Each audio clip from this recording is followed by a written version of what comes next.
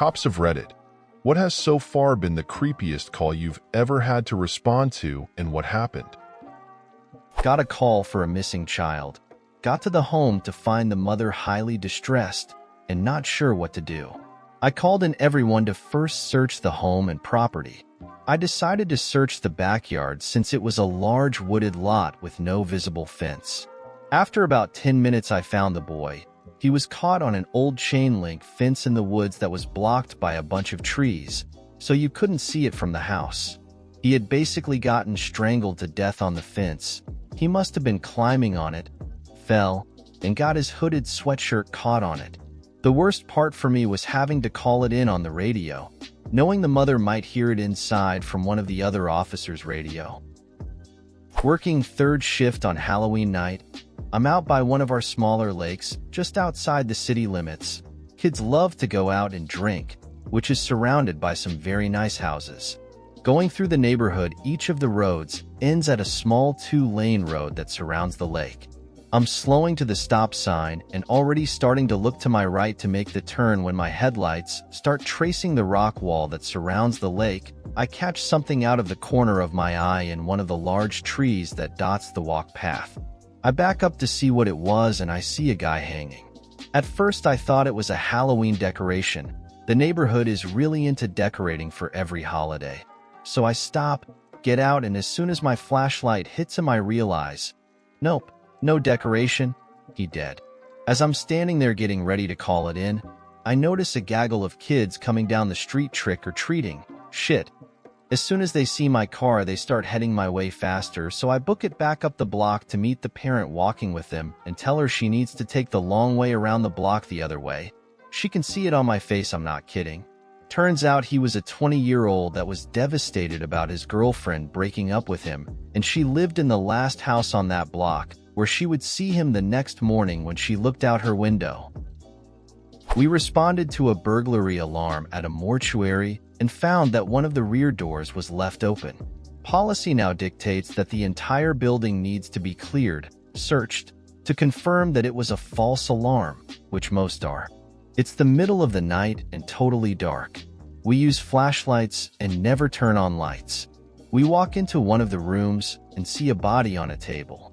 It appeared that it was waiting to be processed, possibly embalmed, by the mortician.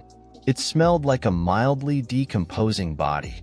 Suddenly I see a shadow to my right and I shine my light there and find nothing out of the ordinary. I immediately smell a really strong whiff of perfume blow by me. The search was completed more expeditiously than normal after that. Nothing was found. It was a stormy night on the Oregon coast.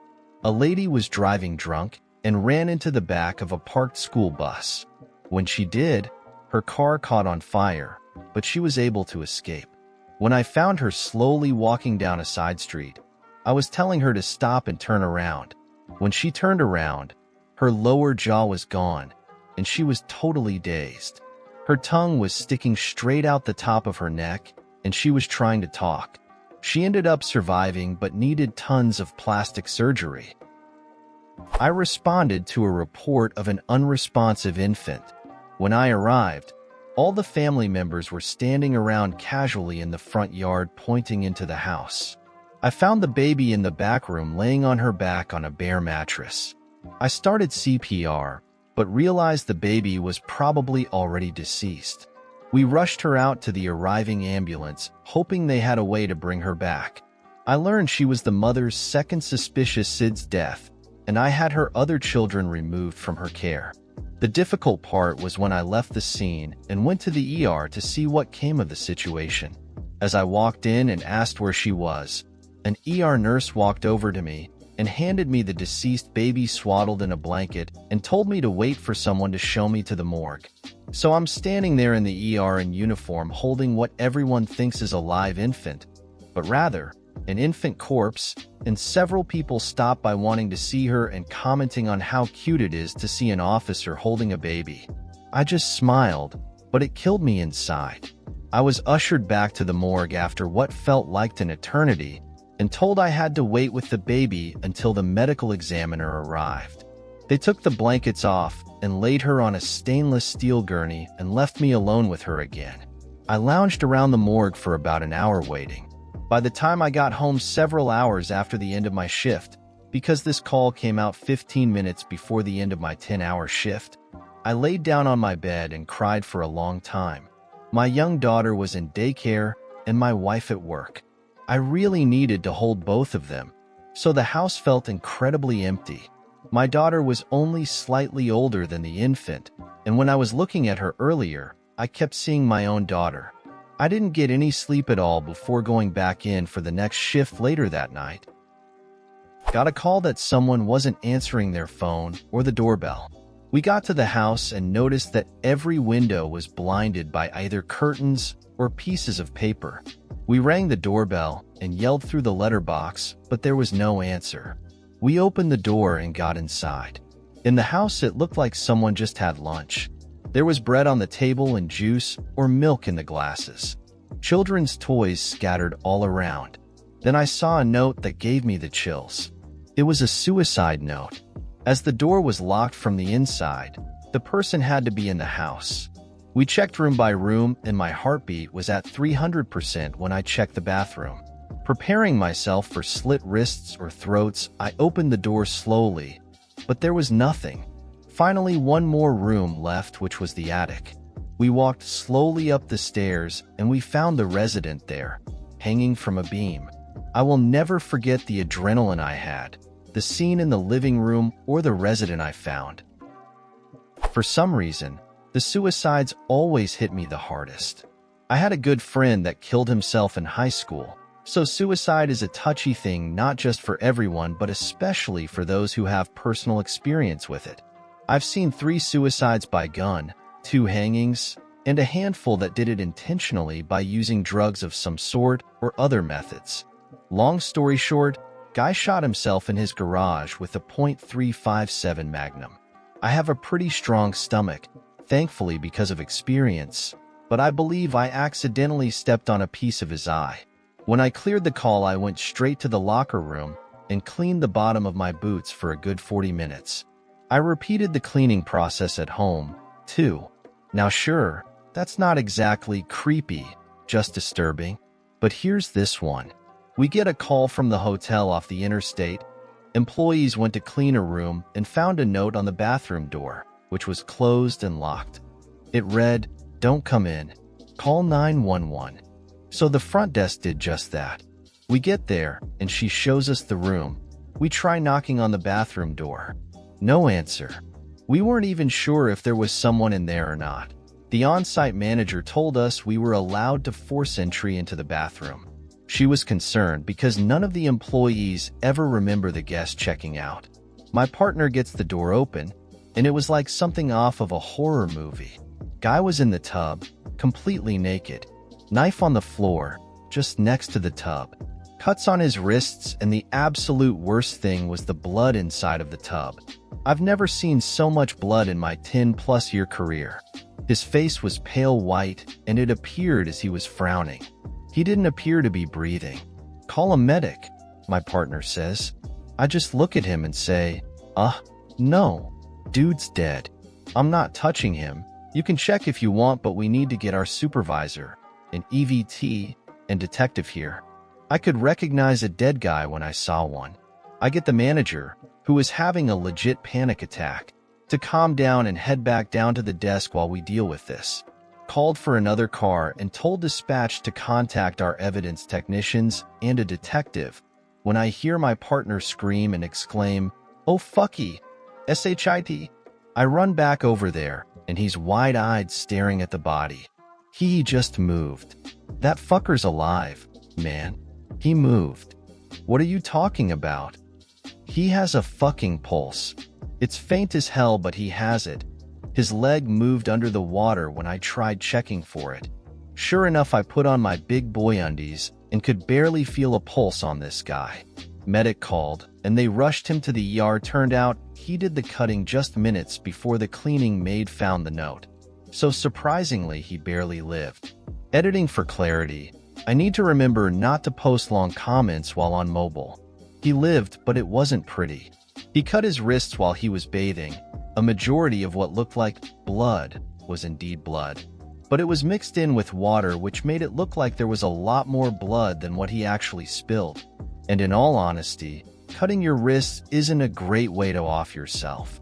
He thinks he was bleeding for about 10 or 15 minutes before he started to go to sleep, and he would have been fine for a little longer as long as he got help. It depends on a lot of other circumstances. And I know, I should have been more proactive in checking for signs of life. It was irresponsible for me to not check sooner. In many instances, it's fairly easy to spot a corpse when you have one, but this one really tricked us, and we learned from that. Thankfully, my partner did while I stepped out, and I was not intending to stop him from doing so. My tone was a bit more cynical. Dude looks dead. I really don't think we need a medic. You can check him, but I don't want to. And in our defense, he really did appear to be 100% dead. No chest movement at all, pale skin. It looked like he could have been there for at least hours. But like I said, I was wrong, and I acknowledge that. Sometimes you forget that your experience and training isn't objective, and still being relatively new, then it was a learning experience for me. You can bet that from there on, we both were more cautious. Got a report of a missing husband. He told his wife and family of 6 children that he was going to get his tires changed, but never returned, and this was 12 hours ago. They had purchased another house in a neighboring community, and the relationship with the wife was under pressure. So the wife assumed he was staying at the other house and claimed he would never kill himself. The strange thing about this report, though, was that he emptied his personal bank account into his wife's this morning as well. The wife explained this off, saying that they recently had a fight about finances, and he agreed that he was bad at money and maybe they should just have a joint account that she controls. On a hunch, I asked his 14-year-old boy if there were any areas in the mountains nearby that his father enjoyed going, and the son identified a road about 10 miles away. It was nearing midnight, but I decided to drive to the top of this old and abandoned Forest Service road.